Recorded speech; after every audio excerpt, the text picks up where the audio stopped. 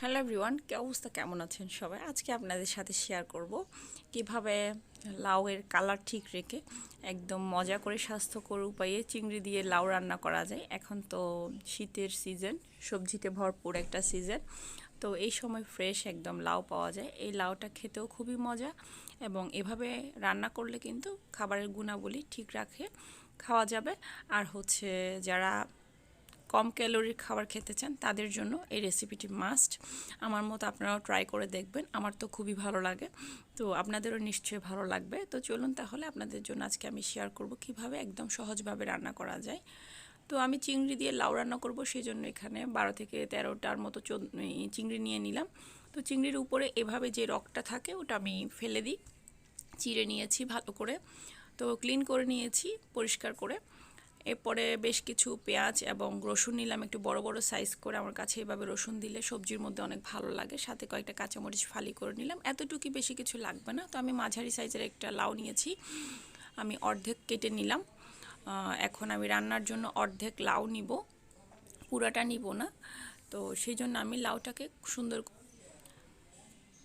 খোসা ছাড়িয়ে নিচ্ছি, লাউটার সুন্দর করে খোসা ছাড়িয়ে নিচ্ছি। এরপর আমি এটাকে মাঝখানে চিড়ে একদম একটু বড় সাইজ করে করে কেটে নিচ্ছি। যেহেতু লাউটা একদম কচি, তো আমি বেশি ছোট করব না, এই সাইজ করেই করব। আমার কাছে এইভাবে করেই চিংড়ি দিয়ে রান্না করতে ভালো লাগে। তো কেটে কুটে সুন্দর করে আমি একটা বাটিতে নিয়ে ধুয়ে নিলাম। ধুয়ে আমি এখন রান্নাতে চলে যাব। অলরেডি প্যান বসিয়ে দিলাম, তো দিয়ে দিয়েছি তেল অল্প পরিমাণে, সাথে দিয়ে দিলাম রসুনগুলা। আগে রসুনগুলো হালকা একটু ভাজি করে নিচ্ছি। তো এরপর আমি পেঁয়াজ দিয়ে দিলাম, একটা পেঁয়াজ কুচি দিয়ে দিলাম, সাথে 7-8টার মতো কাঁচামরিচ ফালি করে দিলাম। ঝালটা আপনাদের স্বাদ মতো, ঝাল বেশি না দেওয়াই ভালো এই ধরনের সবজিতে, তাইলে বাচ্চারাও খেতে পারবে ইজিলি। তো এইভাবে রান্না করলে কিন্তু বাচ্চারাও বেশ মজা করে খায়। তো আমি এখন চিংড়িগুলো রান্না করব প্রথমে, তো সেই জন্য চিংড়িগুলো দিয়ে দিলাম, দিয়ে একটু হালকা ভেজে নিচ্ছি।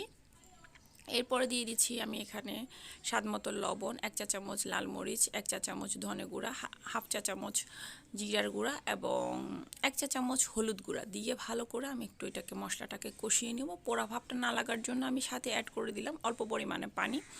তো চিংড়িটা আমি 5-7 মিনিট রান্না করে নিলাম। এরপরে আবার চলে আসলাম। এখন আমি এই পর্যায়ে লাউগুলা কেটে রাখা যে লাউগুলা রেখেছিলাম ওগুলো অ্যাড করে দিচ্ছি। অ্যাড করে ভালো করে একটু মশলা যাতে লাউয়ের মধ্যে যায় সেজন্য একটু ভালো করে কষিয়ে নিচ্ছি।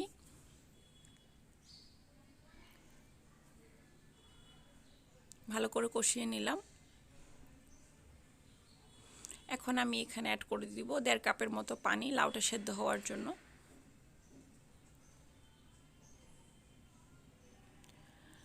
1.5 কাপ পানি অ্যাড করে এটা আমি ঢাকনা দিয়ে রান্না করব 8 থেকে 10 মিনিটের মতো মিডিয়াম লোতে। তো দেখুন মাঝখানে আমি একটু নেড়ে দিচ্ছি, যাতে করে উপরের লাউগুলো নিচে গেলে ভালো করে সেদ্ধ হতে পারে। তো এটা যেহেতু কচি লাউ, সেদ্ধ হতে বেশিক্ষণ লাগবে না। তো যাতে কালারটা নষ্ট না হয় সেই দিকটা খেয়াল রাখবেন। লাউয়ের কালারটা একটু সবুজ থাকতেই ভালো লাগে। আমার লাউটা একদম পুরোপুরি এখন সেদ্ধ হয়ে গিয়েছে। আমি একটু চেক করে নিচ্ছিলাম